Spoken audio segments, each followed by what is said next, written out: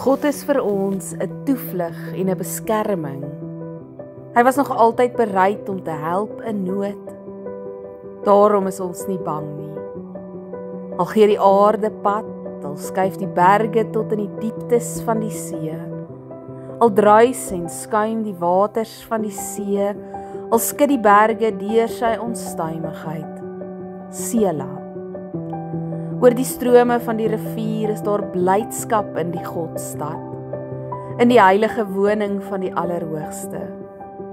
God is daar, die stad sal nie wankel nie. God sal hom help nog voor die môre kom. Nasies kan raas en koninkryke wankel, maar as God sy stem laat hoor, smel die aarde weg. Die Here die Almagtige is by ons. Die God van Jakob is vir ons 'n beskutting. Sela. Kom kyk wat die Here gedoen het. Watter ontsettende dinge hy op die aarde tot stand bring.